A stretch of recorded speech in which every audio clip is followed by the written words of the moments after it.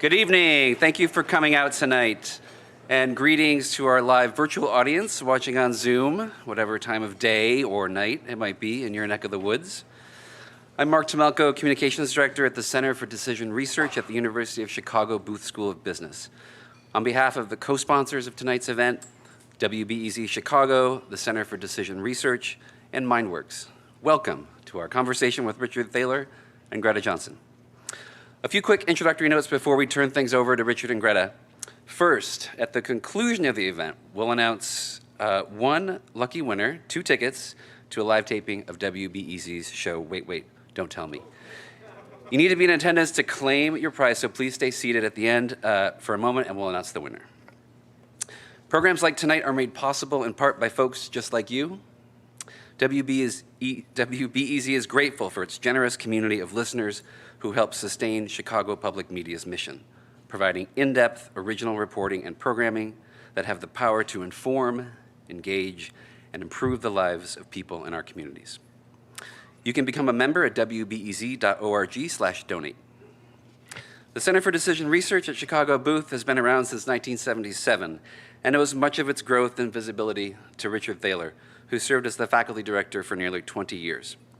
The center's work operates on 3 main fronts. We conduct world-class behavioral science research, we mentor the next generation of scholars and practitioners, and we serve as an intellectual hub for behavioral science, including, I want to note, our free public lecture series, Think Better, which returns next year with Yale's Laurie Santos and Harvard's Steven Pinker. To learn more, you can sign up for our newsletter at chicagobooth.edu/CDR. The center's new public space, Mindworks, continues and expands this work.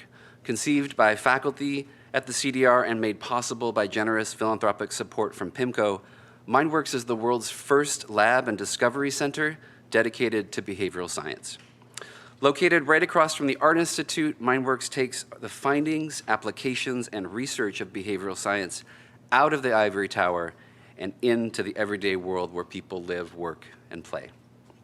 Mindworks is free and open to everyone and is fast becoming one of Chicago's can't-miss destinations.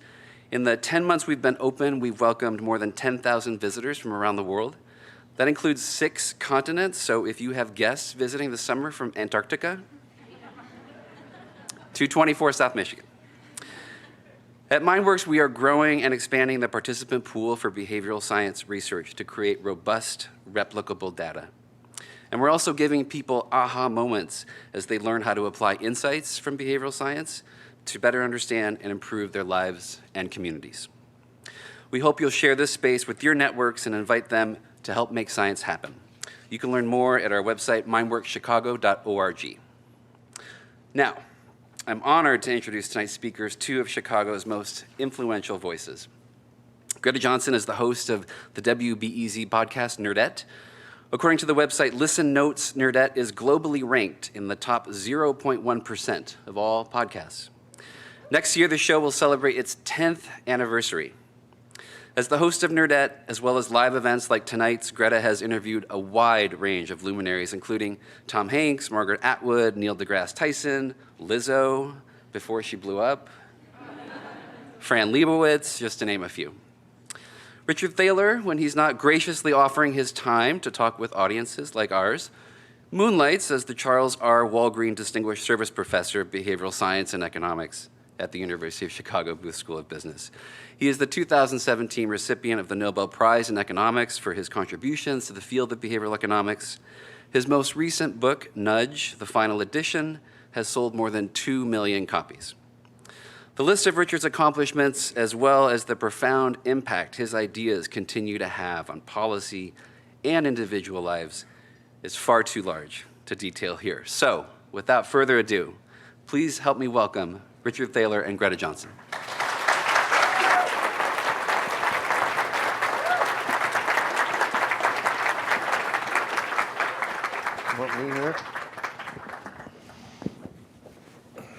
Hi, everyone. Thank you so much for coming. Can you hear me okay? Yay, this is super exciting.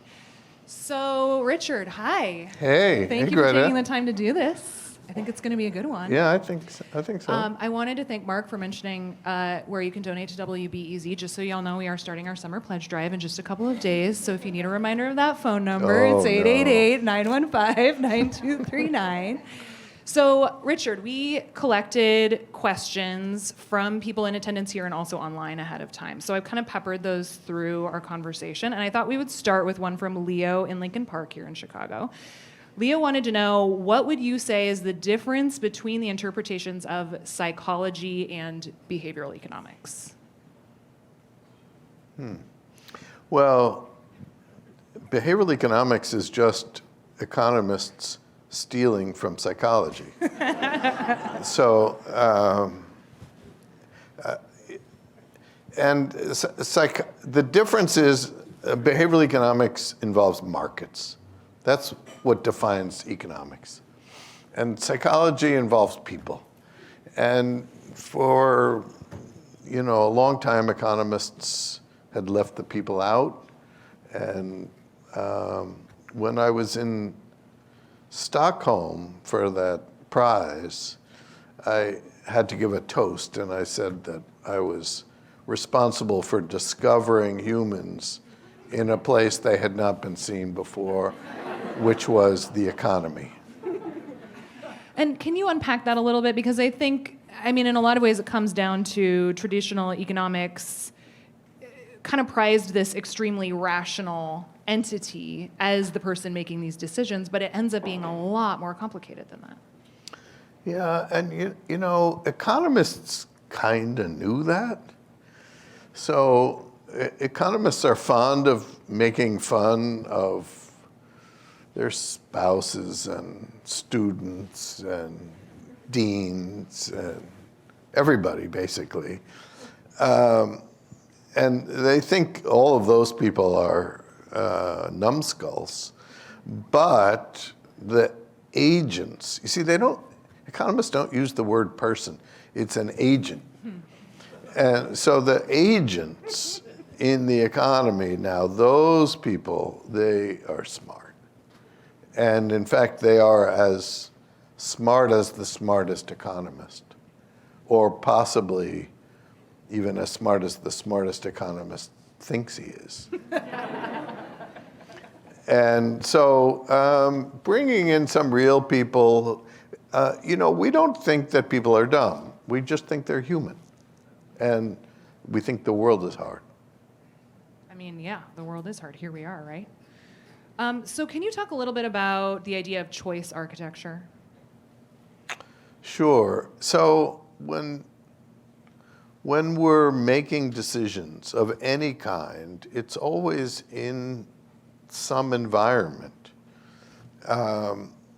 We were sitting in a conference room, serving as the green room for this event, and we got up to leave, and there's a handle that cries out, "Pull me." In fact, the name of that kind of handle is a pull. Right. Yeah, it's, right? You have to hold it. And we both well, you pulled did. it. Oh, yeah. So, well, you watched me do it. I did watch you do it. I knew. So, right, that's architecture meets choice architecture. Yes, that's perfect. And actually, our old building in London was full of these gigantic poles that you had to push. And we've left that building now, but my contribution was to get them to add push signs.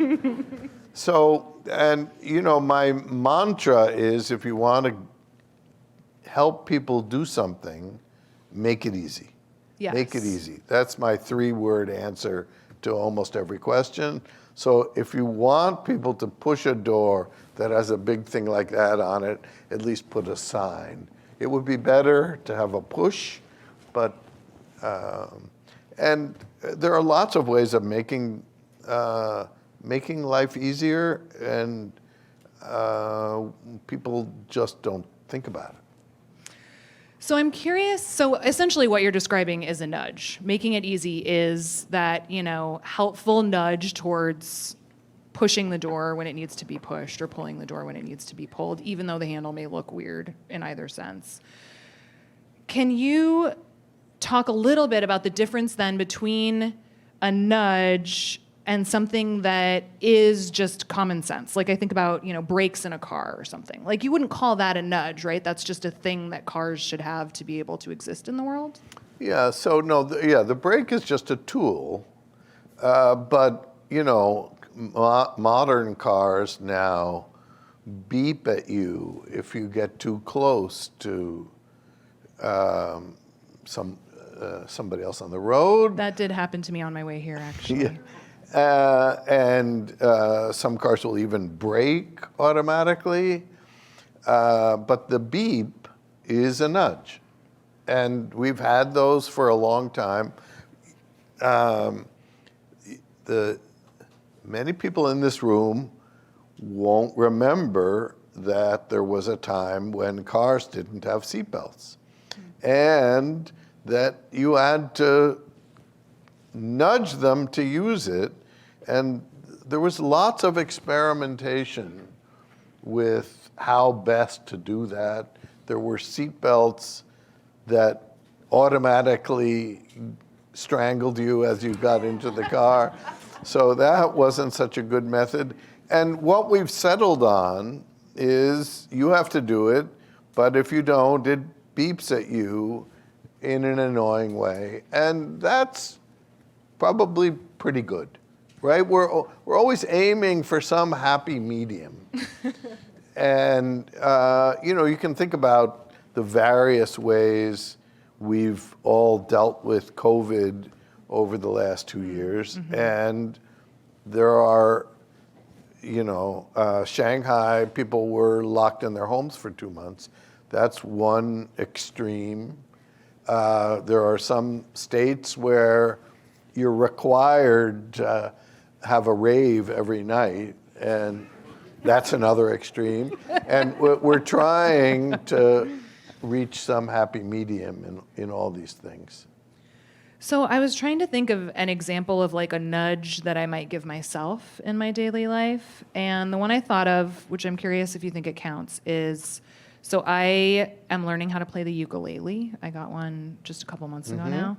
And my friend who went to the guitar store with me was like, you got to leave it out. Because if you leave it out in some place where you can see it when you're sitting on the couch and you want to watch TV, you're that much more likely to pick up the ukulele and play it, even if it's for 5 or 10 minutes, than to, if you have to like dig it out of your closet or whatever. Does that count? Yeah, sure, because it's the opposite of things we all know, that we don't leave bags of candy around if we're trying to lose a little weight, or if somebody's trying to quit drinking, they get all the booze out of the house. So you don't want reminders of the temptations of stuff you want to do less of.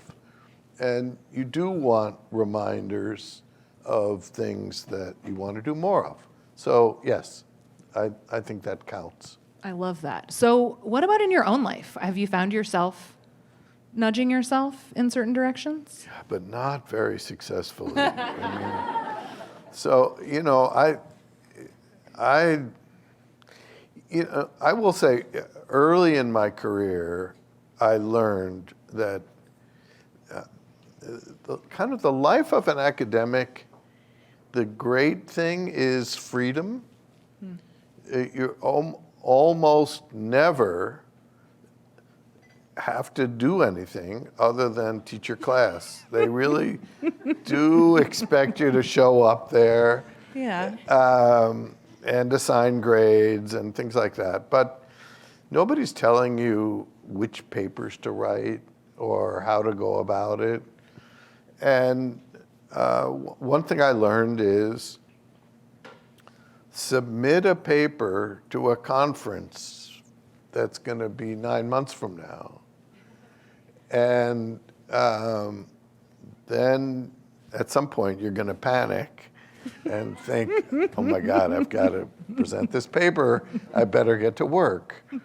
So, and again, it's just like the flip side. What I now know is never accept an invitation to any conference 9 months from now, because there's the what we call the empty calendar illusion. Yep.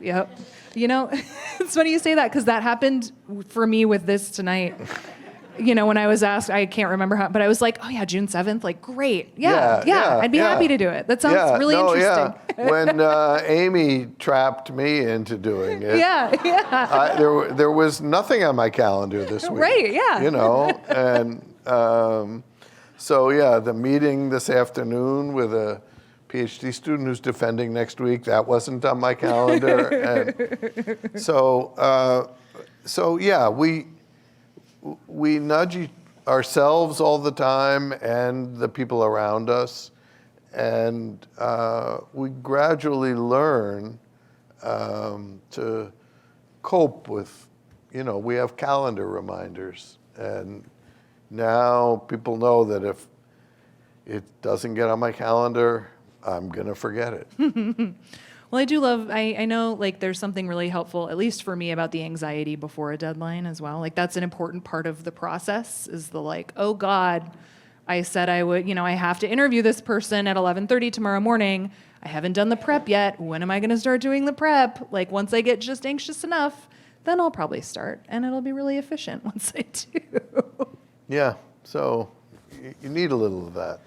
Yeah, so can you talk a little bit about the idea between nudging for good and nudging for evil? Because theoretically, there's potential for both in this structure, right? So, this is sort of a continuation of the theme that we've been just talking about, that it's the same idea, putting the ukulele out, but not the candy.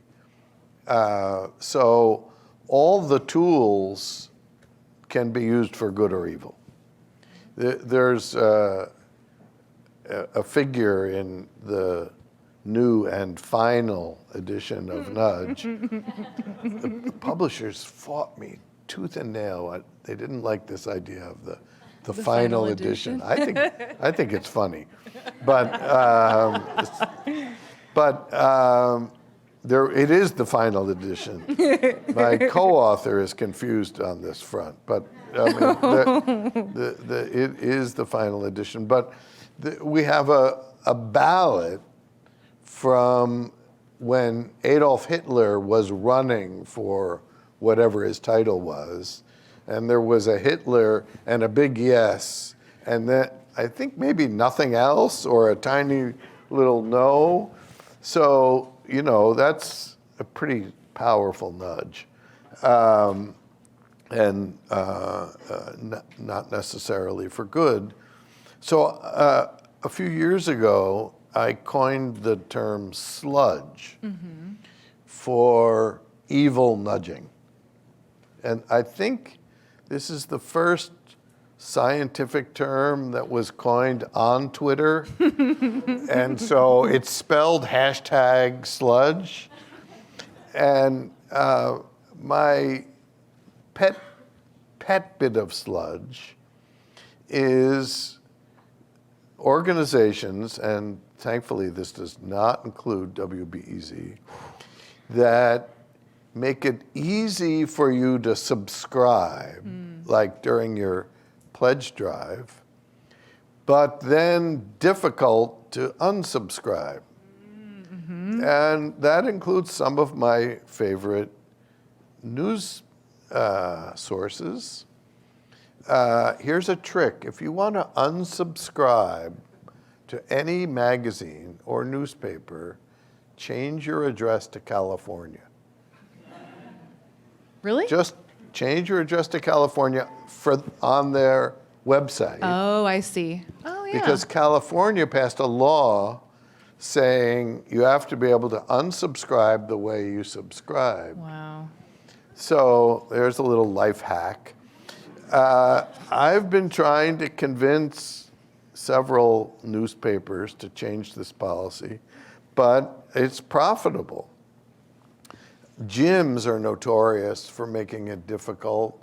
I heard about one gym in the middle of the pandemic that was requiring people to come to the gym in person to fill out some forms to leave. So that's sludge.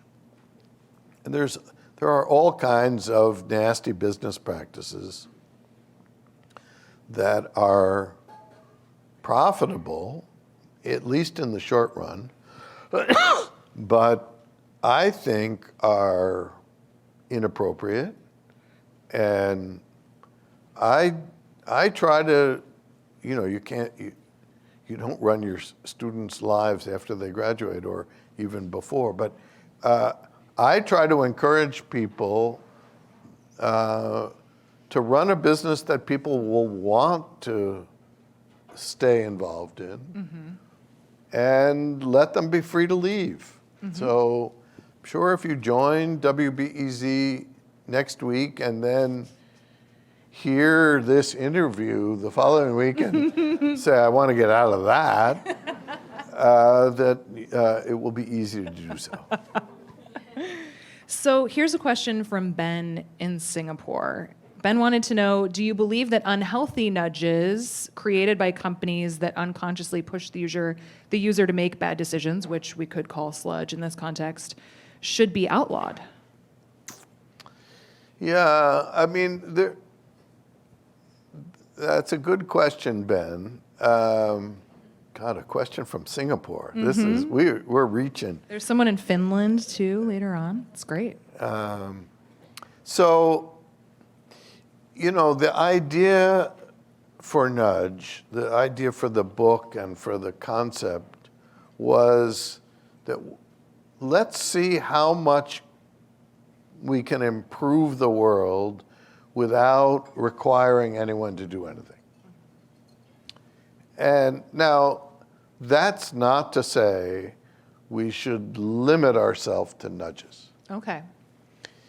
And so, for example, climate change, I think we need a carbon tax, a big one. I don't think and it has to be global. I don't think there's any hope of solving that crisis unless people see the right prices. So I'm still an economist. Here, if you're going to ban something, so what counts?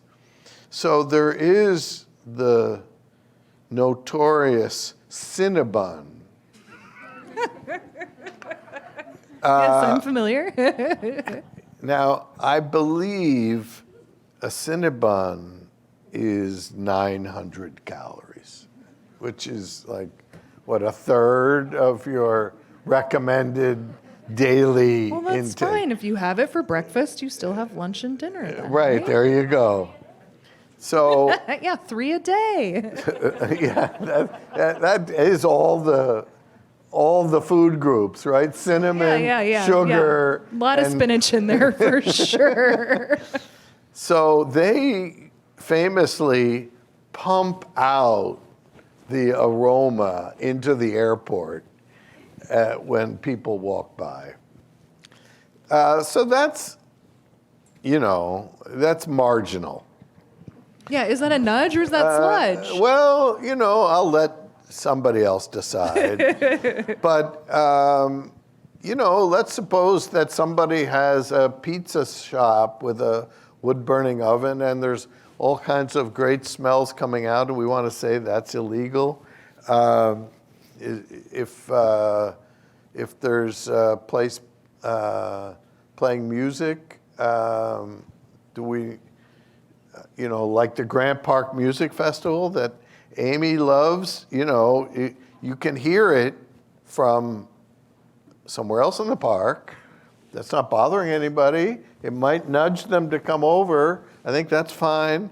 So there are no hard and fast rules of where we should draw the lines. But I try to say, let's see how far we can get with no mandates and no bans.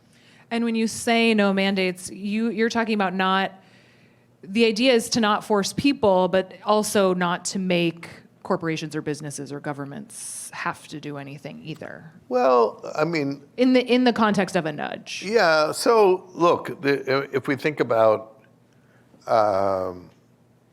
automobiles, there are lots of safety requirements that have been legislated. Yeah. And for example, all new cars now have a rear camera. Now that saves the lives of maybe 100 kids a year, and it makes cars all a little more expensive. So, some people will say people should make up their own mind about whether they want a camera as an accessory. I think it's fair to say people shouldn't make up their own mind about running over kids. So, but, I don't know where to stop. Cass, my co-author of Nudge, served in the first years of the Obama administration as the head of the Office of Information and Regulatory Affairs. President Obama had a different job in mind for Cass. And Cass said, well, Mr. President, what I would really like is to be the director of OIRA. And Obama was new to the job and said, what's that? But it's the most important job you've never heard of in Washington. Every new regulation has to get a stamp of approval from that office. So lots of these rules, Cass and the other people who have had that job are sort of controlling, and one administration versus another will set different bars, but I'm not saying there should be no rules and no mandates, but when necessary, we should do it. So you got to some of John in Chicago's question, but there's a little more to it that I think is pretty interesting. So we're going to do it. John says the world is facing incredibly urgent challenges: wars, famine, climate change, and in the US, mass shootings. Can Nudge offer solutions to these complex yet pressing issues, or are we limited in applying behavioral economics to the micro level at personal decisions like choices on 401k savings and organ donation? It's a big question. So I think nudge is part of the answer to every problem and not the complete answer to any problem. And if we take climate change, like I was saying, I think we should have a carbon tax. Sweden has one, and it's worked wonders, and it has not ruined their economy. California sort of has one, and same goes. There are nudges that can help. When you get your electric bill and they tell you how much your bill is compared to your neighbor's, that reduces utilization about 2 or 3%. So is that going to get us to net zero? No. But, we mentioned this in the book, as President Obama used to say, better is good. Yeah, yeah. So if we get 2% here, 2% there, that all helps. And, on guns,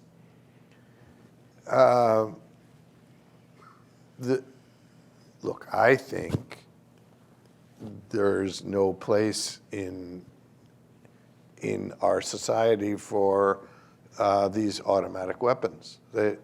They're only designed to kill people. And,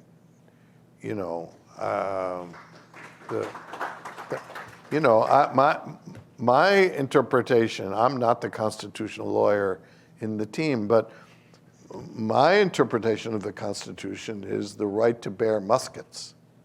And I'd say anybody who wants a musket, Can have a musket. can have a musket. And I think you should be free to carry a musket, They're probably pretty heavy, huh? I think they're heavy, and I think they're not. It's hard, right? I mean, now I don't think you should be able to hit people with it, but so that's not nudging. That's saying there, and you're not allowed to have a tank. You're not allowed to have chemical weapons. There are lots of things you're just not allowed to have. And I think the kind of weapons that are used in these mass shootings should just be illegal, as they are in many other countries.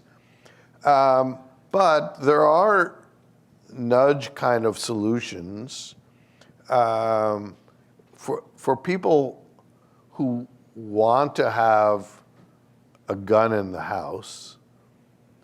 First thing, when somebody says they want to have a gun in their house because they want to be safe, the thing I remind them is most likely use of that gun is somebody in your household commits suicide. Mm-hmm. There are way more suicides than homicides. And gun is the most successful. Lots of people try to commit suicide and fail, fortunately. But if you point a gun at your head, you're likely to be successful. If somebody insists on having a gun in their house, it must be locked. And so many people have died by finding a gun lying around, So I think you can,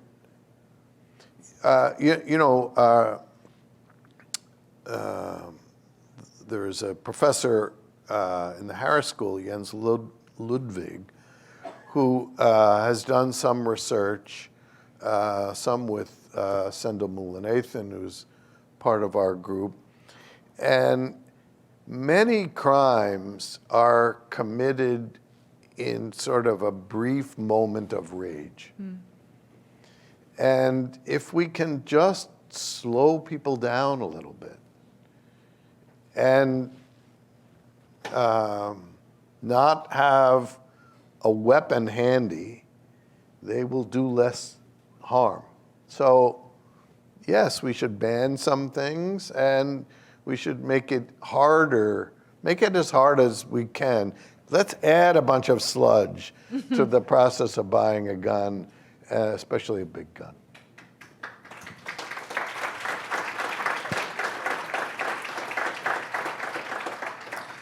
So you mentioned your book, Nudge. What do you call the original edition? The incomplete, the non-final edition? Yeah, the incipient edition, the imperfect edition. The somewhat wrong, somewhat out of date. We had what we thought was a brilliant solution to the problem of same-sex marriage, which was. Well, and let's start and just say, so this came out in 2009, the imperfect edition. The imperfect edition. And, came out a in lot 2009. has changed in the world. A lot has changed. Since 2009. Yeah, Fair so, to say. our solution was clever, but just making it legal, that was better. So I don't think that chapter really, we needed anymore. And there was other stuff that, this was our pandemic project. The publisher just wanted to come out with some new edition, and thought maybe we would write 3 pages about COVID. And just tack it on the front and call tack it a day. on the front, and it would be new, revised, and but this was April 2020. Oh, yeah. And there No. was nothing to do. And, Cass was locked in his house in Lexington, Massachusetts. And I spent part of the year in Berkeley, and I was there, and so the fingers started working, and it's now, it's about 60% new. We never intended that to happen, but we got carried away a bit, but I'm pretty happy with it. I'm just so fascinated by that revision process, given the fact that it had already existed in the world. That's not a thing that you see happen very often with a book. Much more commonly, it's what you were describing, where, you write a new foreword and you say, things have really changed. Most of this is still relevant. You're welcome. I'm curious, was there a point at which you said, okay, if we end up revising more than 75% of this book, we're just writing a new book and calling it Nudge 2? You know what I mean? Yeah. Well, our publisher assured us that we were crazy and that they couldn't think of anyone who had been dumb enough to ever do this. So,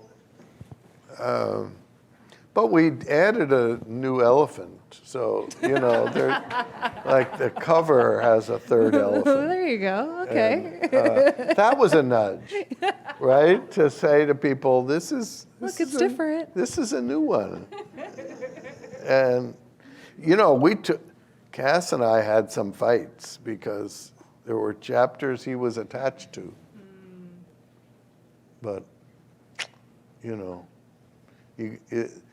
they say, you gotta kill your darlings. I don't know who's responsible? Is that Faulkner or somebody? Sounds like something Faulkner Some would wise say. person said you gotta kill so we killed a lot of darlings.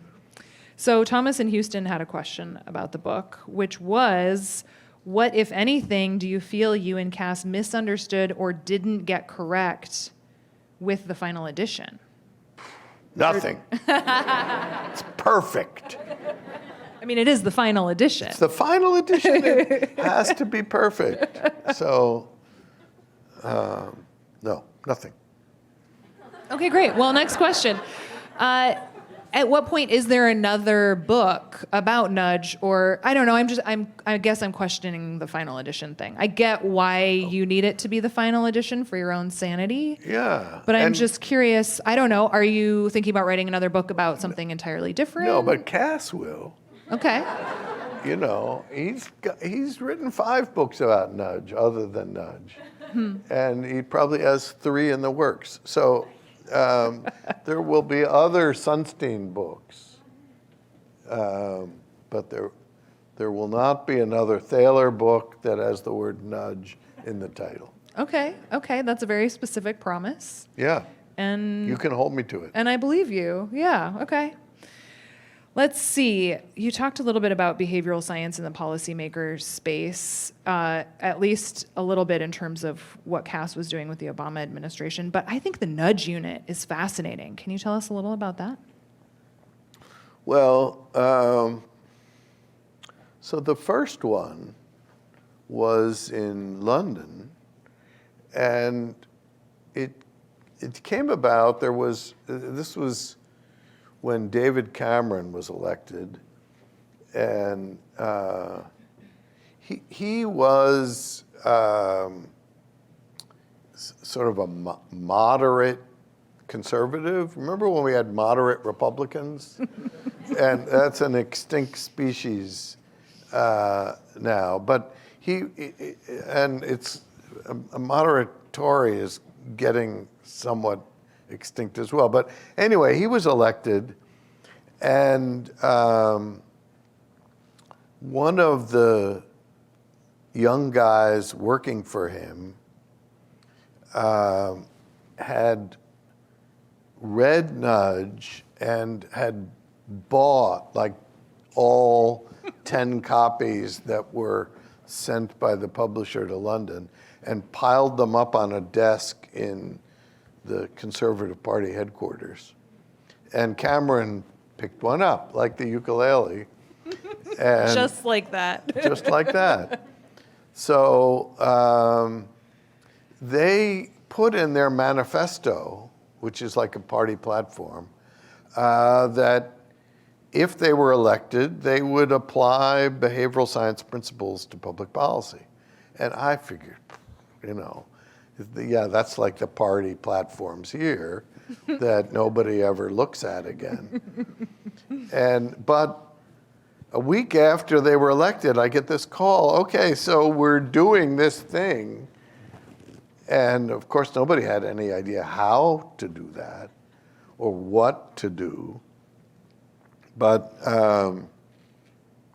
they found a perfect guy to run it, a guy called David Halpern, who was a social psychologist and a professor at Cambridge, but who had worked for Tony Blair, so kind of knew his way around London and Westminster.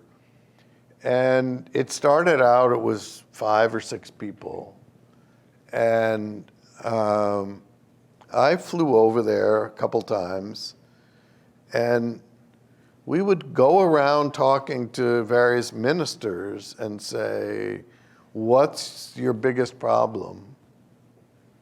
And then try to think of whether there was some way to help a little, and if so, whether there was a way to test. One famous example was we met a guy whose job it was to collect money from people who owed on their taxes. And he said, that's what his job is. Can we help? And we said, well, what do you do? And we said, we send them a letter. So, can we see the letter? So they showed us the letter. We said, yeah, it's possible. There would be a way to write a better letter. And so they ended up running experiments with lots of different phrasing. And the winning formulation, they didn't try everything, but the one that worked best was, you are in the minority of people who have not paid their taxes on time. 90% of all taxpayers pay their taxes on time. You're in the minority. And taxes in Chicago, where you live, are being used to Grant Park and what have you. And that speeded up tax payments within the first 6 weeks. I don't remember by how much, but that's free money, right? You send out exactly this. The letter doesn't cost any more to send, same postage. And so there are now, they have 200 employees. There are 400 of these units around the world. The last time somebody counted, there's one in Chicago that Bloomberg helps pay for. And I could spend all of my time going around from nudge unit to nudge unit, but I've kicked them all out of the nest. That's funny, because that language around tax collection kind of sounds a lot like what we do in our fundraising drives. Yeah, and I think that there would be a way to improve those fundraising drives.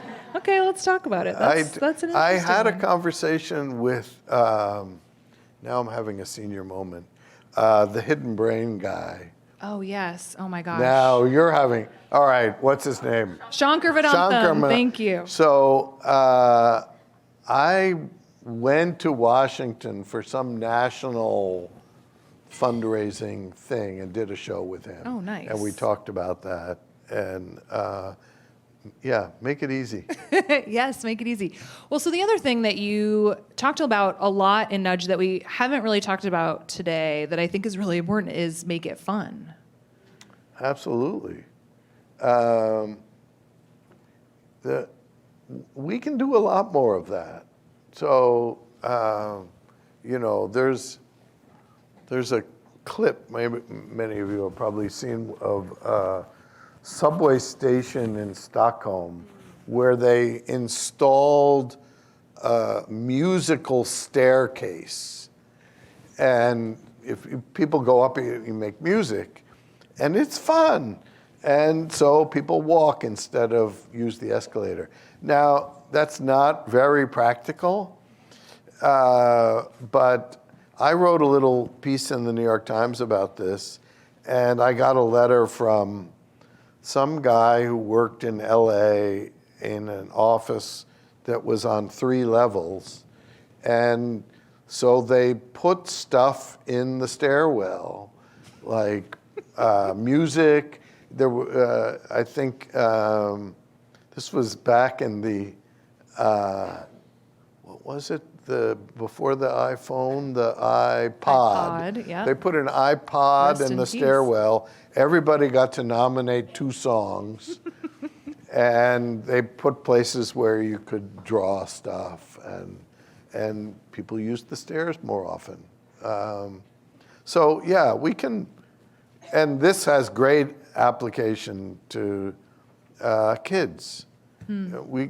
There's lots of things in school that we could improve the educational process just by making it more fun. Kids will play games for an infinite number of hours as long as you don't tell them it's learning. Yeah, that's a good point. Can you talk a little bit about how Mindworks fits into that? Because it seems like, I mean, that's kind of the whole point of that situation also, right? Is to get people to participate in these different experiments by tricking them into thinking they're games, which they are. So the idea of Mindworks is to show people that the stuff we study applies to them. And for years, the course I've taught on managerial decision making, I begin by, well, now we do a survey online before the class starts, and show the class, look, here's a question, here's the right answer, here's what subjects in the experiments do, and here's what you do. And it's the same. And so in Mindworks, you get to participate in a few studies, and the same stuff works on you. And it's fun. So, and then while you're there, if you want to be a subject in an experiment, that's fun too. How many people in this room are familiar with Mindworks? Okay, Wow. great. There are a lot of hands up. This is That's the wonderful. home crowd. Yeah, well, that makes sense. I mean, there's kind of nothing like it, right? No, there's nothing like it, and it's on Michigan Avenue. If you've heard of that street, right? Right across the street from the Art Institute, right next to Symphony Hall. So it's easy to find, and it's a fun place to visit. You mentioned starting the final edition of Nudge during the pandemic. Do you think the pandemic changed how you think about nudging at all? I mean, I think about how much decision fatigue I've experienced when it comes to risk mitigation over the last 2 years and some change, and I was wondering if that has kind of reframed anything for you, just given what we've all been through. Well, I don't know. The thing I've been thinking about more recently about the pandemic is how much life is going to be different because we were all forced to experiment. Some more than others. So lots of people moved. Right. And they moved because they could or because they had to, right? So maybe they moved because a family member needed help with childcare, or they moved to Montana because all of a sudden they're working from home, and If you why- don't have to be in New York or Chicago or LA. Right, you can be anywhere. And so now lots of companies have decided they're just not going to have an office anymore. I don't think many of them would have ever come to that without being forced to try it. Now, I don't think that's for everybody. Who here liked hybrid classes? We got one hand up. One liar in the back. Well, I think there's a big difference between hybrid and either online or in person, right? You're speaking to the converted okay. on that matter. But I think now if we're going to have a conversation, I'm having. The default is you do it by Zoom. So, well, that's more human. We're going to have a lot less travel. That's good, right? Climate change. I mean, people would think nothing of flying across the country for a 1-hour meeting because it was an important client and you had to show that you cared. Well, I think we all realize now those meetings are just stupid. But personally, I hope and pray that at the University of Chicago in Booth, we are 100% back to normal because part of the magic of being a faculty member there is it's a very intense, alive environment. And if I have some question about almost any topic, I can just walk down the hall and get an answer. And if people are all back home in their offices, in their home offices, that's my main research method is out the window. So you know, I think I was saying earlier that part of the job of an academic is a lonely one, but the most fun part is talking to your colleagues and your students and interacting and brainstorming. And let's hope that we're back to that in September. Well, it's true. There is such a magic to that unstructured time, too. You know, it's often not even in a meeting where you end up having absolutely. the moment that so-called really gets you water thinking. cooler moments. Right. Those are important. Yeah. I really don't miss going into the office, I have to say. I find it really nice to work from home most of the time. And it's clear we're going to have, there are lots of jobs that people can do better from home, and commuting in Chicago is no fun, and it's gotten a lot worse. That was the one thing that improved during the pandemic is traffic. So I wonder whether we need something less life-threatening than the pandemic to just force us to try new things. And I think it's great that some people will be able to have a job and not leave home. I think there are great opportunities for getting some people back into the labor force, especially mothers of young children who are often would like to work part-time, and the business community has not been very imaginative in figuring out how to make that happen. And maybe this will shake that up a little bit. So yeah, what do you think of a 40-hour work week? Can we get rid of that? You know, there's a great line by a former prime minister of Israel. And they have a 5.5-day work week. Oof. And he said, was asked once, what do you think about a 5-day work week? And he said, slowly, slowly, let's get up to 4. So. Okay, fair enough. So we have just a couple minutes left. I want to get to a couple of audience questions. One is from Chris in Edgewater here in Chicago. Chris said, I loved your cameo in The Big Short. Do you have any plans to return to the silver screen?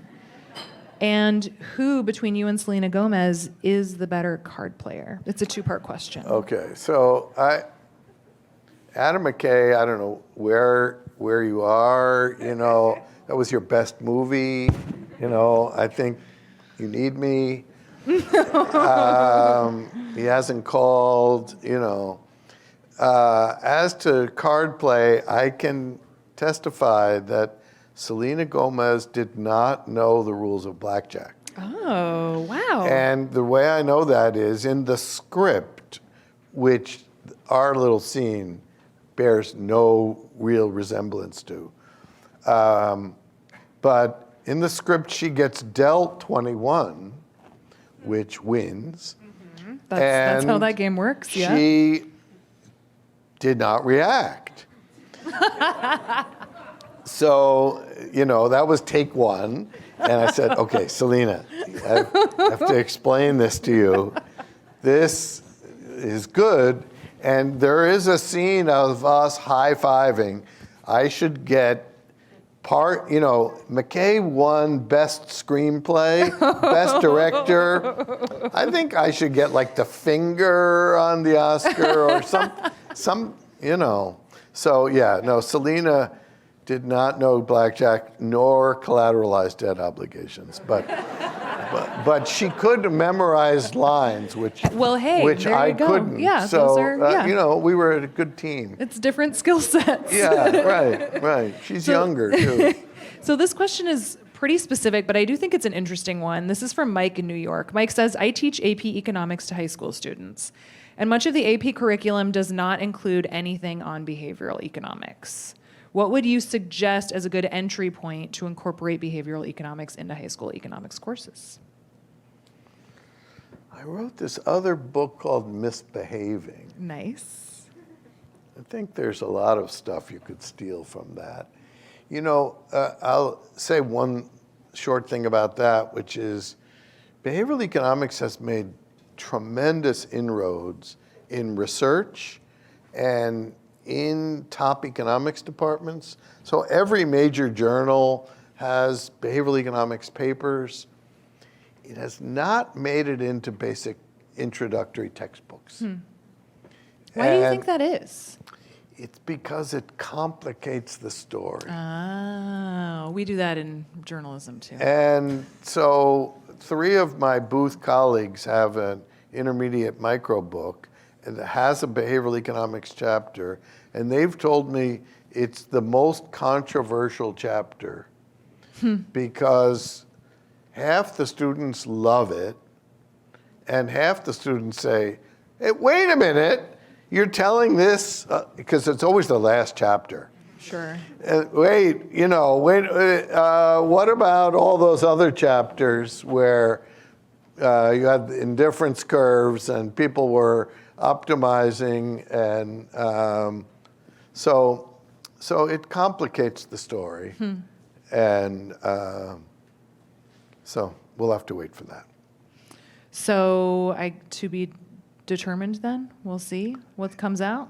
Yeah. People write new textbooks all the time.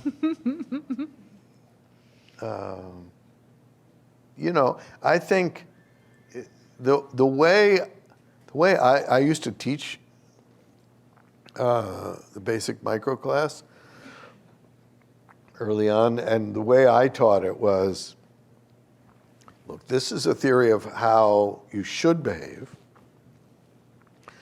and this is what people do. And, you know, in my decision-making class, I have this list of rules that people should follow. And one is ignore sunk costs, but assume no one else does. And that's the way I teach economics. Well, Richard, thank you very much for taking the time, and thanks to all of you for coming this evening. This was great.